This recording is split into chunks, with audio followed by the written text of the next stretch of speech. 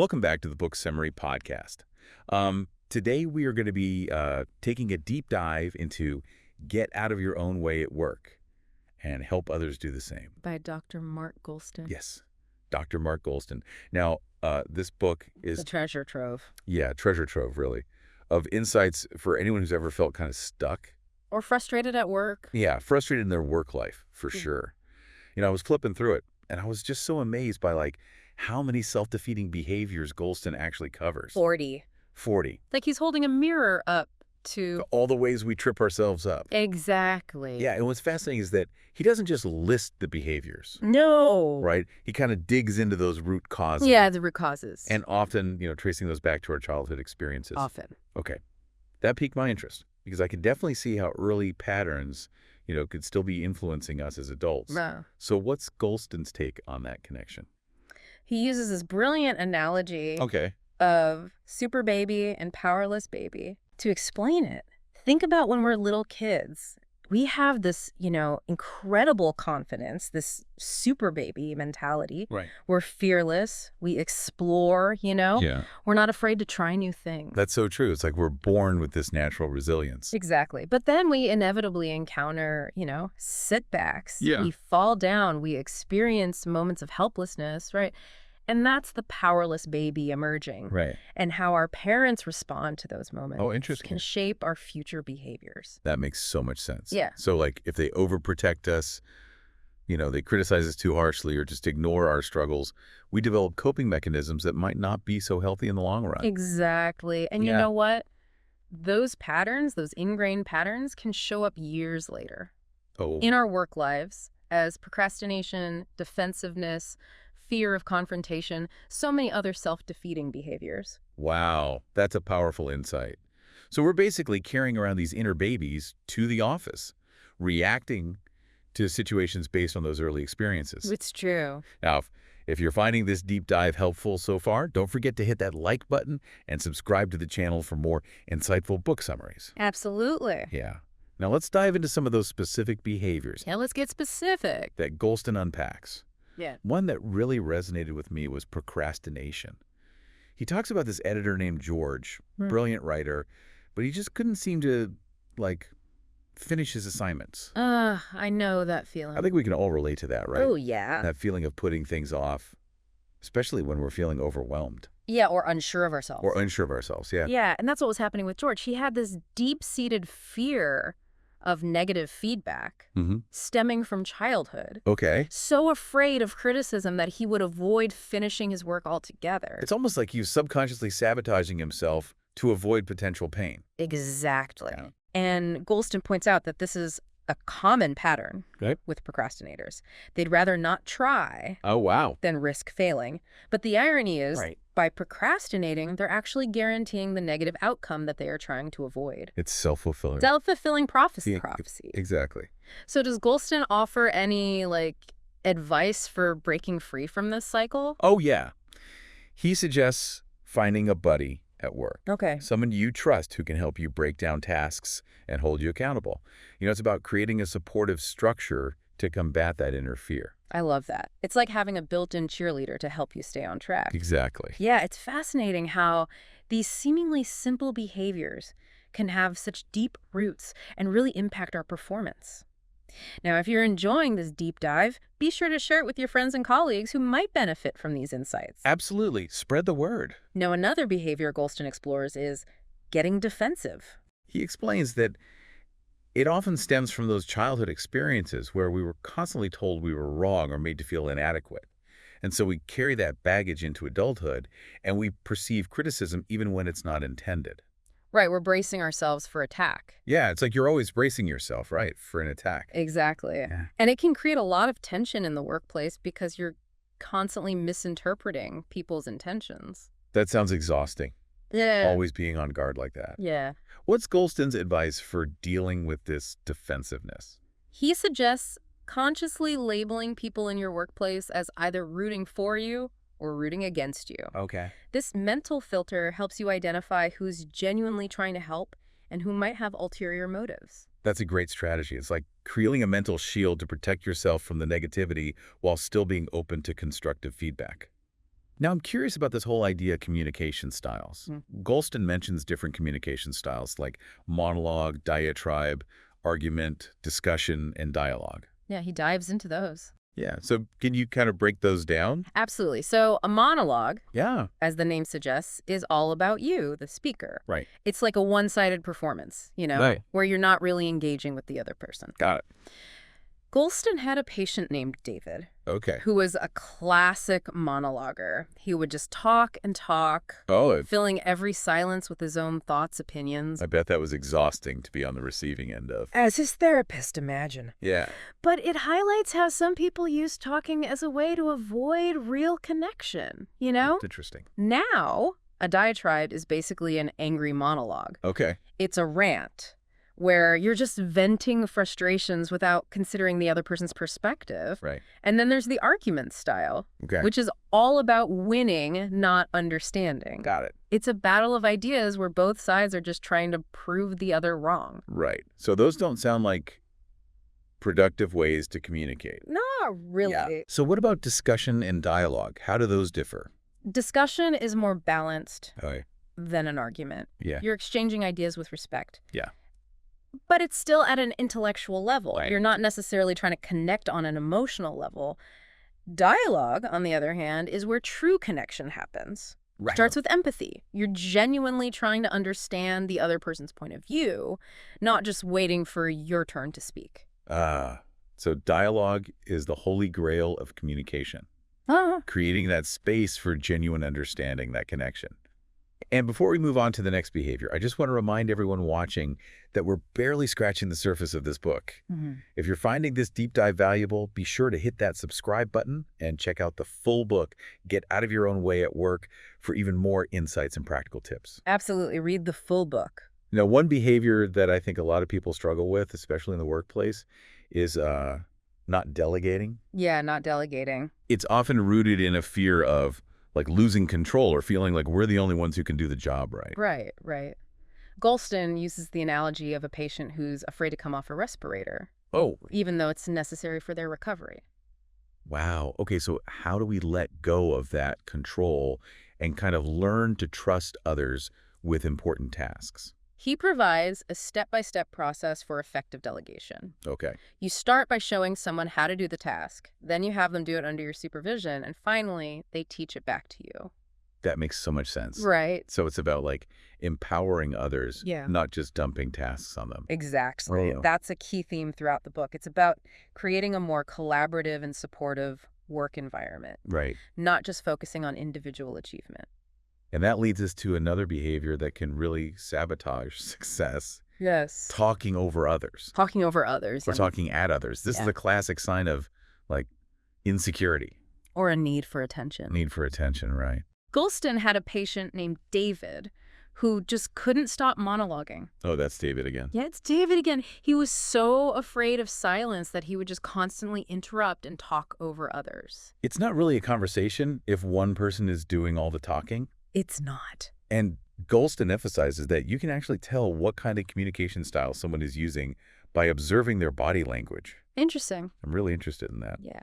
What are some body language cues to look out for? Okay, so if someone is giving you that removed look, Right. they're not really listening. Right. They're probably just waiting for you to finish. Yeah. So they can jump in with their own thoughts. Right. If they're tense, their face is tight, their chin is jutting out, Right. they might be feeling defensive or attacked. Got it. But if they're leaning in, making eye contact, Right. their expression is engaged, that's a sign of receptive listening. They're truly present. Wow, that's so insightful. I'm going to be paying extra attention to body language from now on. I know, me too. And speaking of receptive listening, that's another behavior that Goulston highlights, right? It is. So what's his take on that? He points out that there are different types of listening: Okay. removed, reactive, responsible, and receptive. Okay. We've already talked about removed listening, but reactive listening is when you're just waiting to jump in and respond. You're Yeah. not really hearing the other person.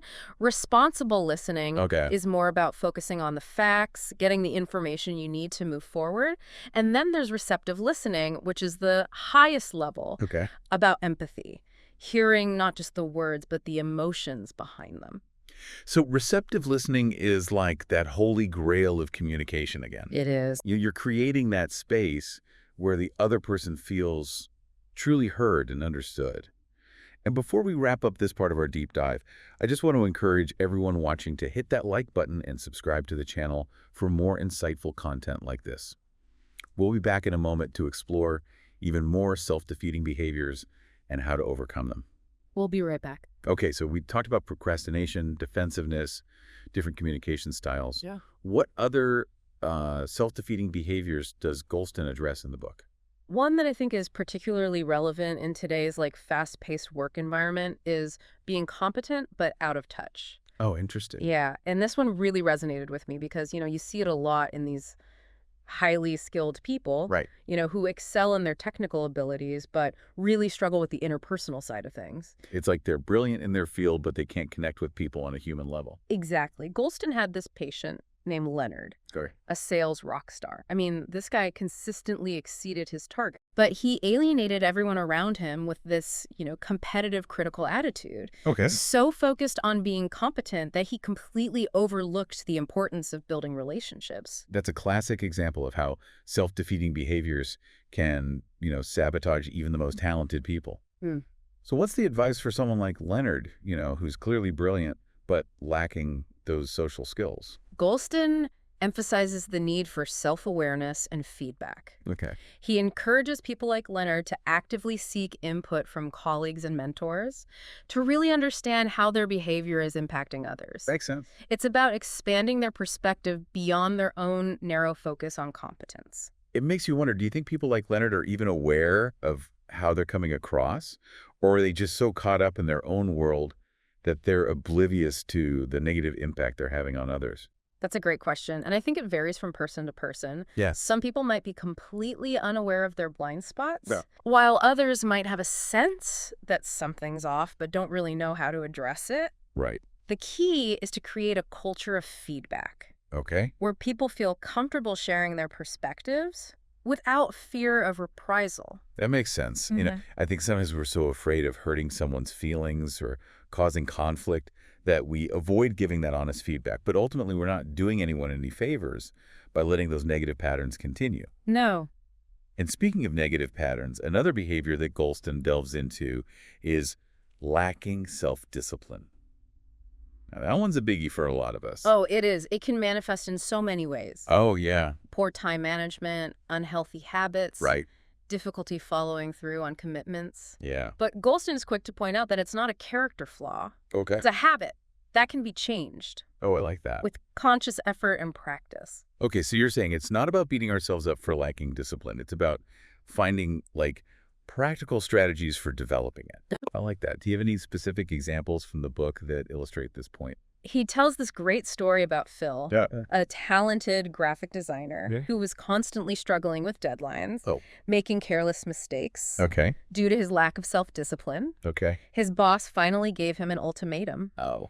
Either change your behavior or that- stop complaining about it. And that's when Phil had this aha moment Okay. and realized he needed to find a small, achievable change Makes sense. he could stick to.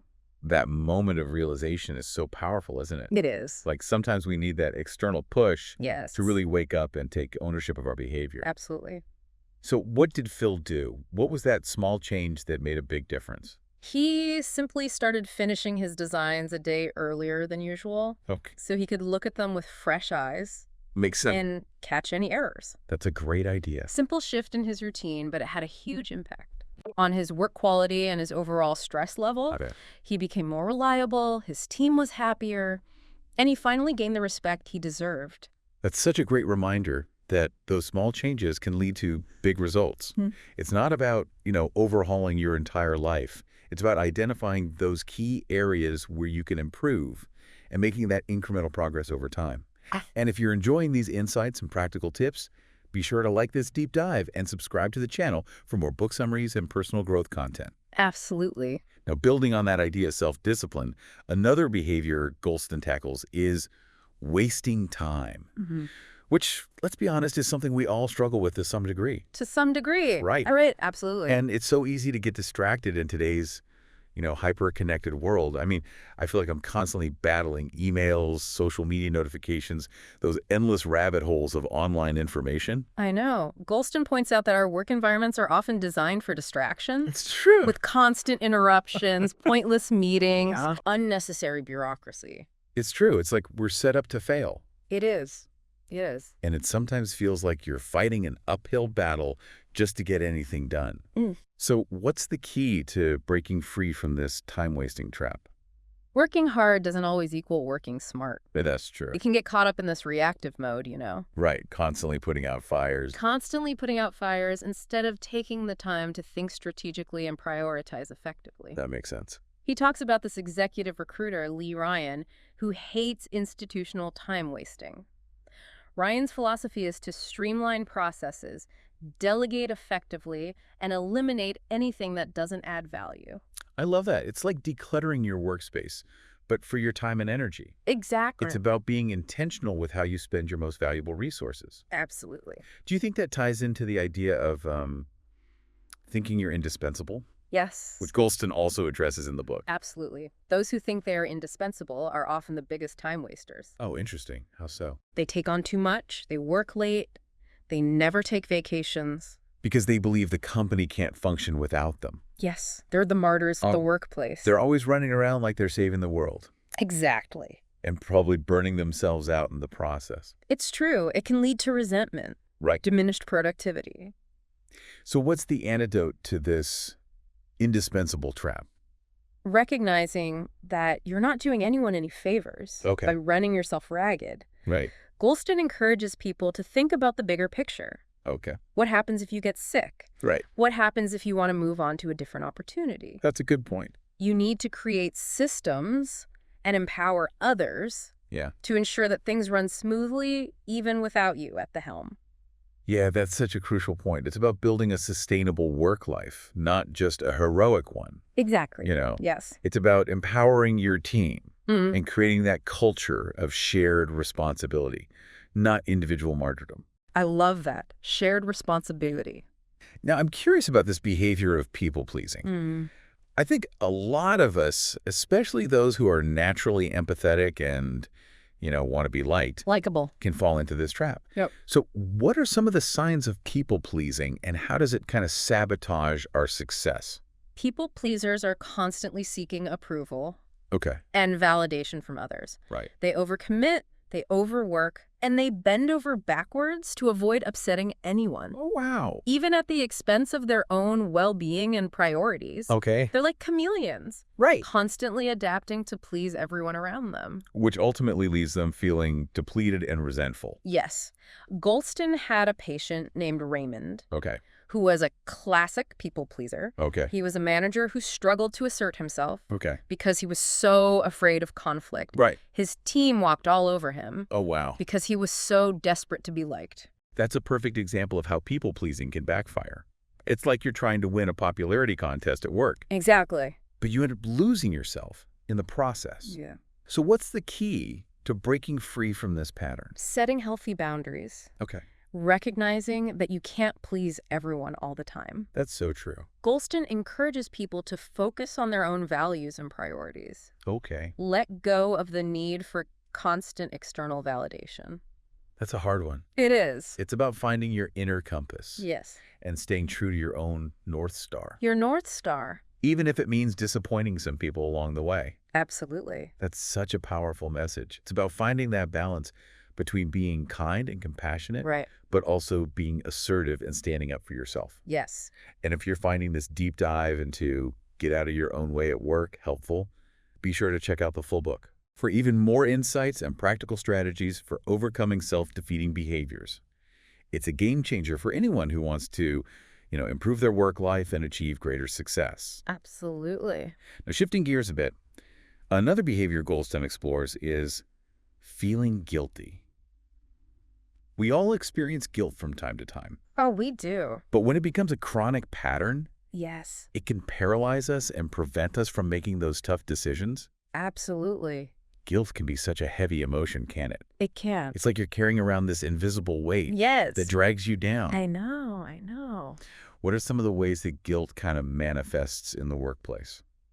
Goulston talks about this executive, Al Dorskind, Okay. who had to make some difficult decisions Yeah. that involved letting people go, and he acknowledges it wasn't easy. Right. But he didn't let guilt paralyze him. He understood that sometimes those difficult choices Yes. are necessary for the greater good of the organization. Exactly. The key is to separate those personal feelings from professional responsibilities. Oh. If you're making decisions based on guilt, you're not being true to yourself or your role. It's about doing what's right, not what feels good in the moment.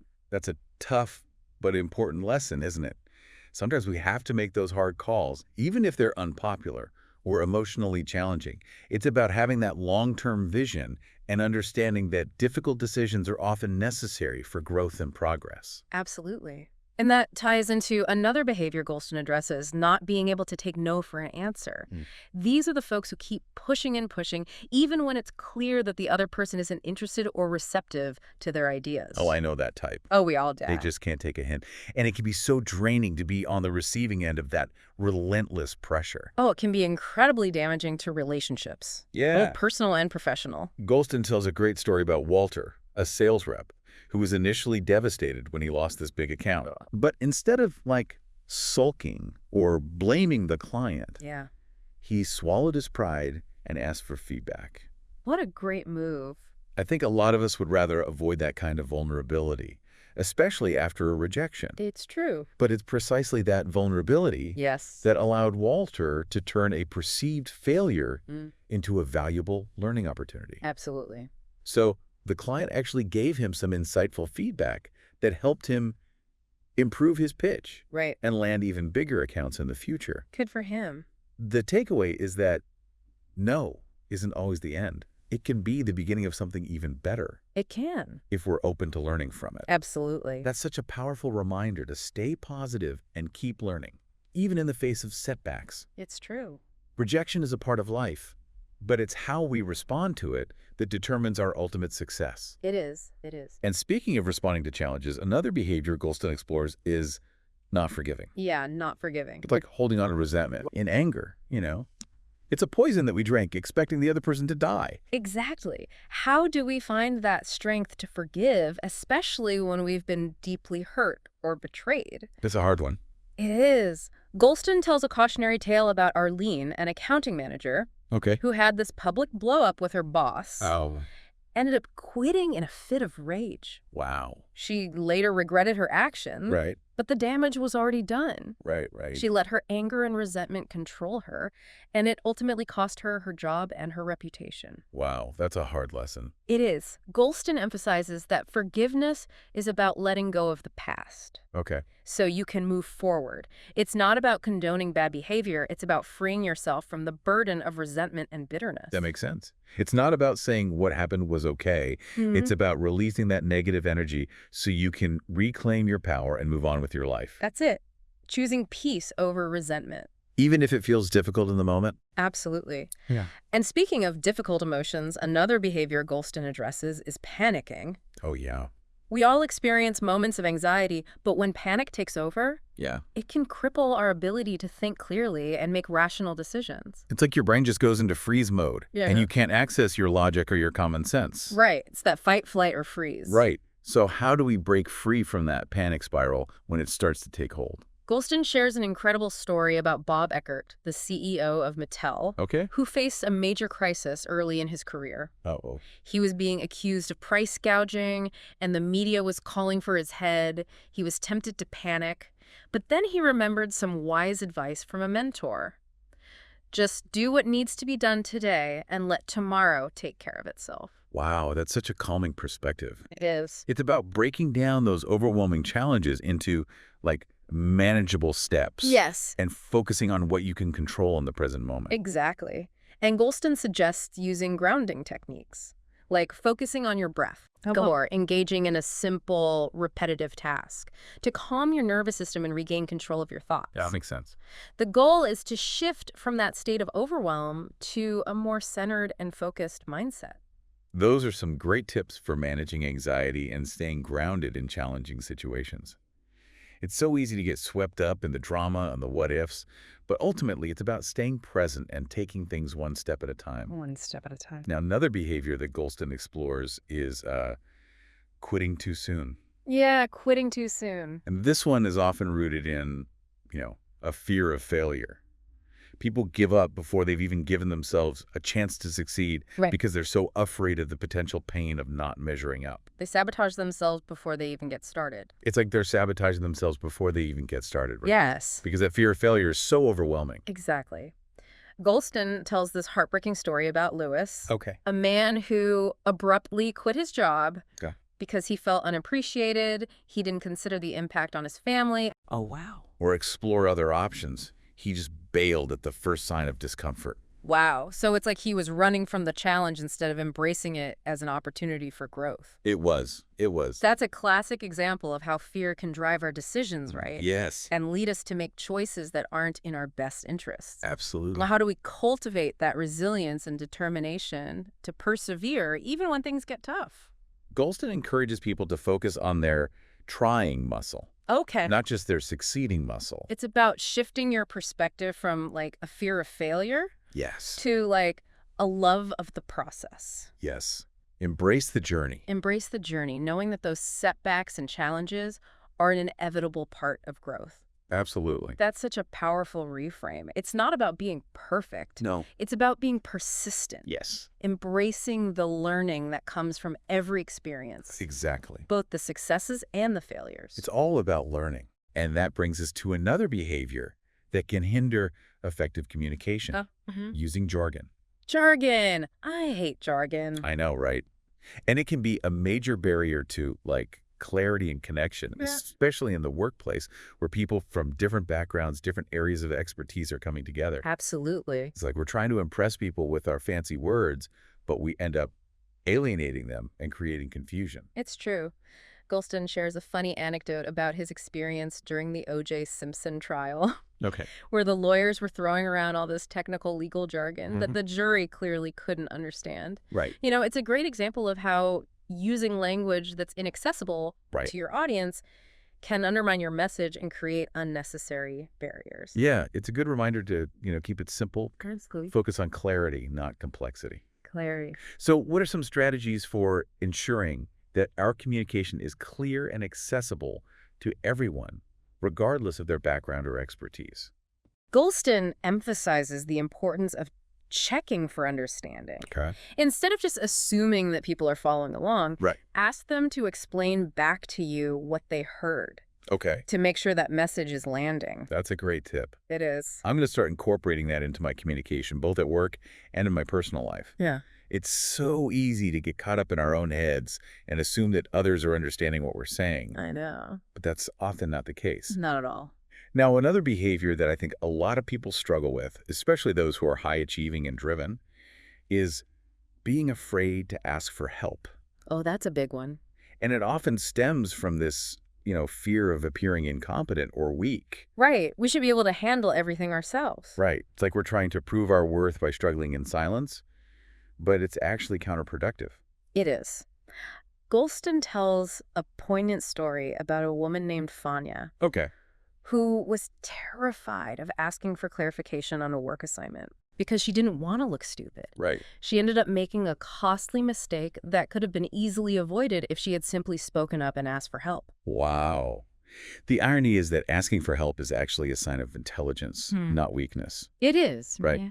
It shows that you're committed to, learning and doing the job right, Right. even if it means acknowledging that you don't have all the answers. That's it. It's about being resourceful Yeah. and leveraging the knowledge and expertise of others, Right. not trying to be a lone wolf who has to figure everything out on your own. And speaking of learning and growth, another behavior Goulston explores is fear of learning new things. Oh. Now, this can be a major obstacle, right? In today's rapidly changing world, Yes. where adaptability and continuous learning are essential for success. Absolutely. So why do you think some people are so resistant to embracing new skills and knowledge? It's a combination of fear and comfort. Oh, We really? get comfortable in our routines, Yeah. our familiar ways of doing things, Mm-hmm. and stepping outside of that comfort zone can feel threatening. It's like we're afraid of failing, looking foolish, or having to admit that our old ways are no longer serving us. Yeah, it's that resistance to change that can really hold us back, both personally and professionally. Absolutely. Goulston shares this funny story about his own experience, Oh, yeah. struggling to learn the handwriting system for his PDA. Uh-oh. He put it off for months because he was convinced he couldn't do it. Oh, no. But when he finally forced himself to try, he mastered it in 15 minutes. Wow. That's great. It's a great example of how we often create these mental blocks, right? Yes. That prevent us from even trying new things. Exactly. We build up these imagined obstacles in our minds, but when we actually face them, we realize they're not as daunting as we thought. That's true. So it's a reminder to challenge those limiting beliefs and embrace the unknown with curiosity and a willingness to learn. What are some strategies for overcoming that fear of learning new things and developing a more, growth-oriented mindset? Goulston suggests breaking down those seemingly overwhelming tasks into smaller, more manageable steps. That's a good strategy. So instead of focusing on the enormity of the challenge, focus on one small action you can take today to move yourself forward. That makes sense. He also suggests shifting your perspective from fear to opportunity. Okay. So instead of seeing learning as a burden or a risk, view it as a chance to expand your skills, your knowledge, and your potential. I love that. Those are some great tips for embracing lifelong learning and staying ahead of the curve in today's rapidly evolving world. And if you're enjoying this deep dive into get out of your own way at work, be sure to like and subscribe to the channel for more book summaries and personal growth content. We'll be back in a moment to continue our exploration of self-defeating behaviors and how to overcome them. We'll be right back. Okay, so we've covered a lot of ground already, from, procrastination and defensiveness to people-pleasing and that fear of asking for help. And it's just amazing how these seemingly small behaviors can have such a profound impact on our work lives. What other insights does Goulston offer in the book? One behavior I think is particularly insidious is being too blunt. It's that fine line between honesty and rudeness. Right. And it's so easy to cross it without even realizing it. Goulston actually tells this funny anecdote about Winston Churchill. Oh, yeah. Being confronted by a woman who told him he was drunk. Oh. And Churchill's witty reply, "Madam, you are ugly, and I shall be sober in the morning." That's classic Churchill. So, how do we know when we've crossed that line from, being direct to being disrespectful? Because sometimes I think we try to justify our bluntness as, just being honest. Oh, yeah. But there's a difference between honesty and cruelty. Absolutely. It's about being mindful of the impact our words have on others. Yeah. Goulston encourages people to ask themselves 3 simple questions before they speak. Okay. Is it necessary? Is it kind? Is it true? Oh, I like that. And if the answer to any of those questions is no, it's probably best to keep your thoughts to yourself. That's a great filter to apply to our communication. Yeah. It's so easy to get caught up in our own emotions or perspectives that we forget to consider the other person's feelings. Absolutely. Now, another behavior that I think can be a major obstacle to, collaboration and innovation is being closed off to input. These are the folks who, they're convinced they have all the answers. Right. And they're resistant to feedback or new ideas. They've built a wall around themselves. Yeah, it's like they've built a wall around themselves, right? Yes.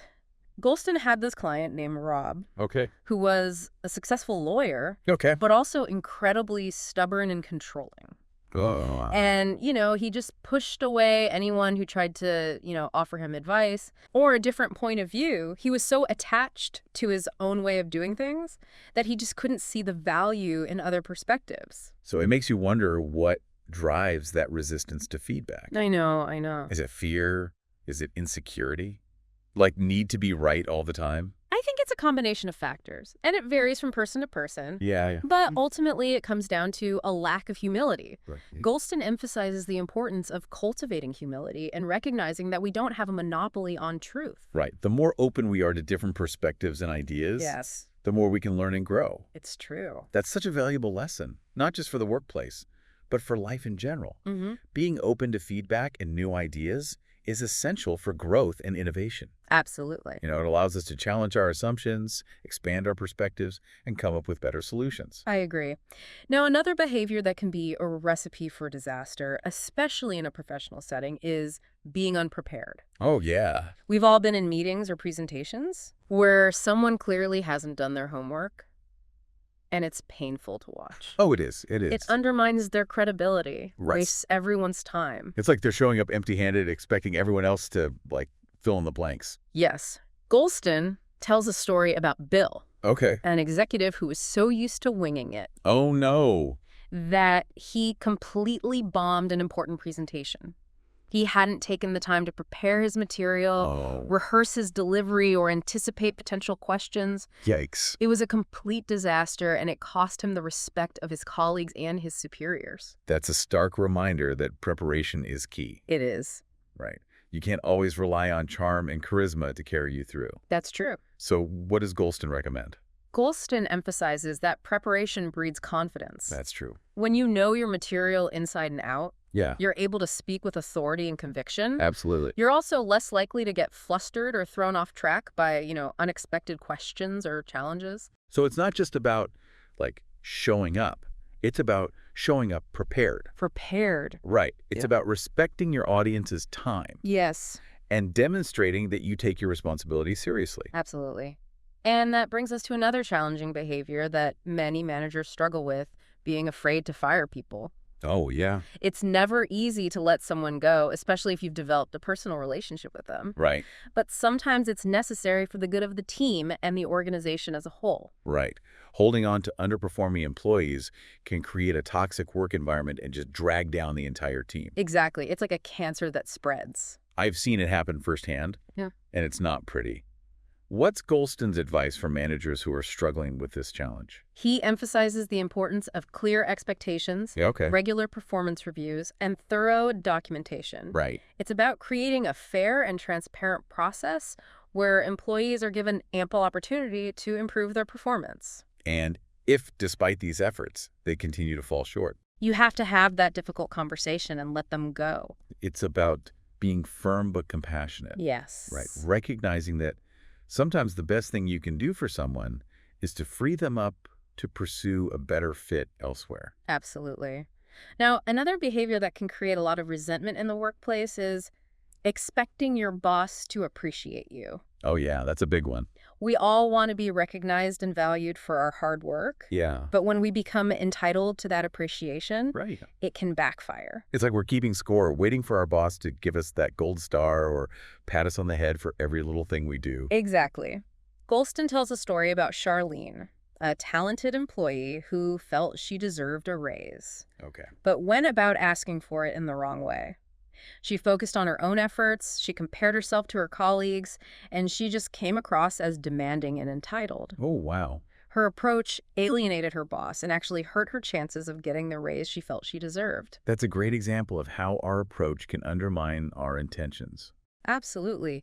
Goulston encourages people to think about what their boss values and how they can make their boss's life easier. Okay. It's about being a valuable asset to the team, not just a demanding employee. So it's about shifting our focus from what can I get to what can I give. Yes. It's about understanding the bigger picture Absolutely. and aligning our efforts with the goals of the organization. And that brings us to another challenging aspect of work life: performance reviews. Oh, yeah.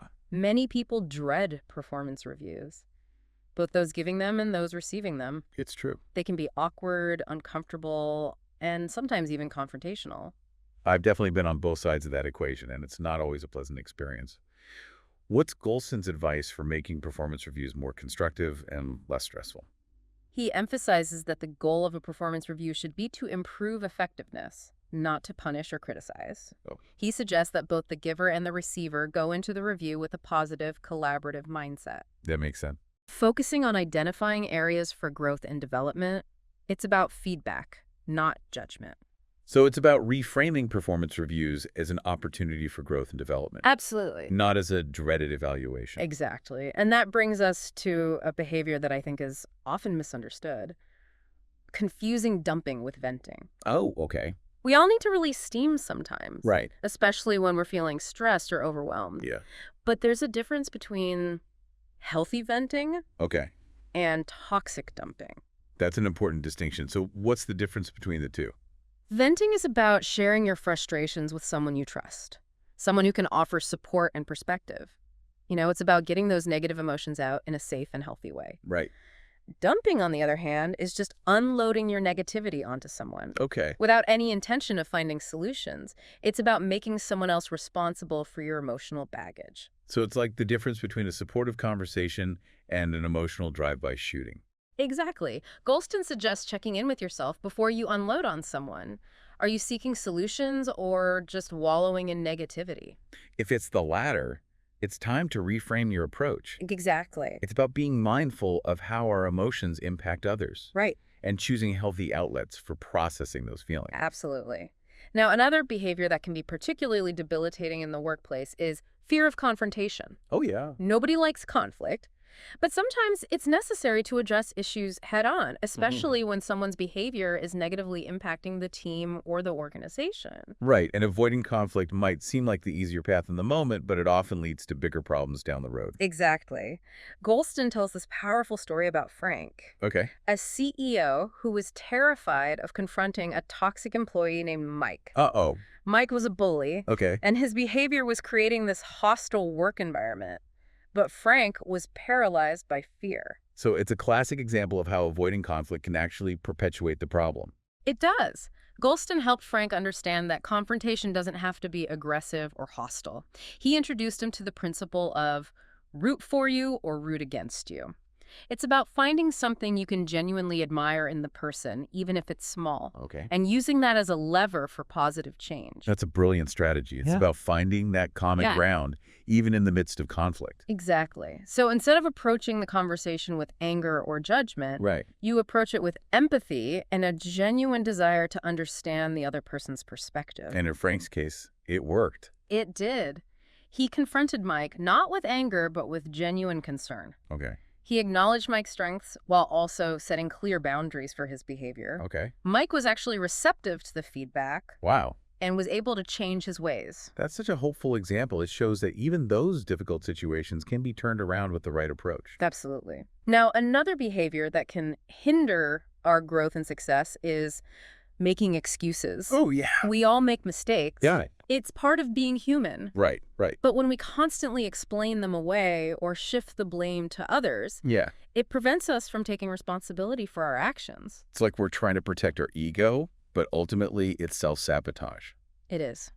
Goulston emphasizes that owning up to our mistakes Yeah, right. is a sign of maturity and strength. It shows that we're willing to learn from our mistakes and do better next time. It does. He suggests offering a sincere apology, taking ownership of your actions, and outlining the steps you'll take to correct the situation. So it's about being accountable and demonstrating a willingness to learn and grow. Exactly. So it's not about being perfect. It's about being responsible. And that brings us to a behavior that can be incredibly self-defeating.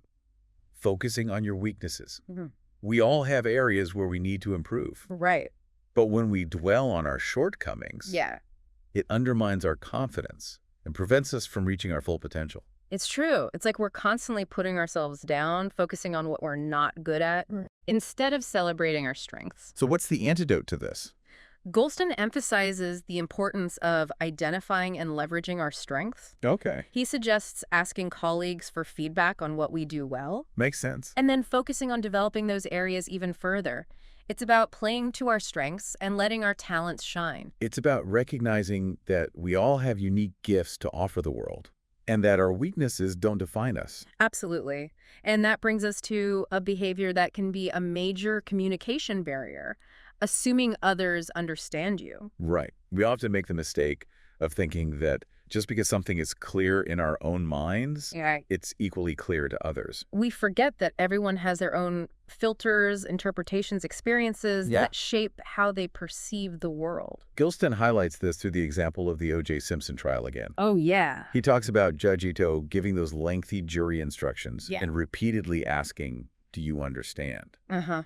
And the jurors would nod politely. Yeah. But it was clear that they were completely lost. Just asking if someone understands isn't enough. You need to actively confirm their understanding. So what does he recommend? He offers this simple but powerful strategy for ensuring that our message is truly landing. Okay. After you explain something, Yeah. ask the other person to tell you what they understood in their own words. That's a good idea. It is. This forces them to engage with the information and highlights any areas where there's a disconnect. So it's about making communication a two-way street, not just a one-way delivery of information. Exactly. Now, one final behavior that I think is incredibly pervasive and debilitating is Fear of failing. Yeah, fear of failing. And, this fear can paralyze us. It It can. can prevent us from taking risks and keep us stuck in our comfort zones. It's true. It's like we're so afraid of making a mistake that we don't even try. Right, right.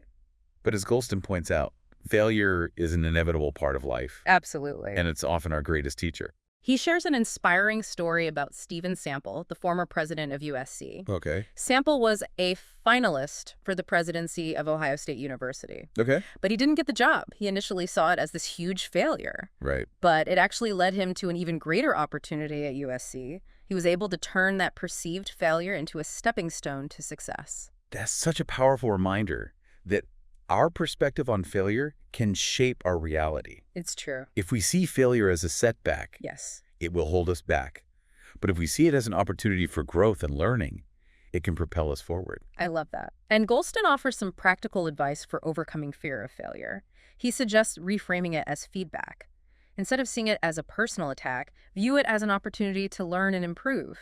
It's about shifting your mindset from fear to curiosity. So it's about embracing that growth mindset, seeing challenges as opportunities for learning, and recognizing that failure is not the opposite of success, it's a stepping stone to it. Well said. I think that's a great place to wrap up our deep dive into Get Out of Your Own Way at Work. This book is a treasure trove of insights and practical strategies for overcoming self-defeating behaviors and achieving greater success in both our work lives and our personal lives. I couldn't agree more. I've learned so much from this conversation, and I'm excited to apply these insights to my own life. If you're listening and you're feeling inspired to take your work life to the next level, I highly recommend checking out Get Out of Your Own Way at Work by Dr. Mark Goulston. It's a game changer.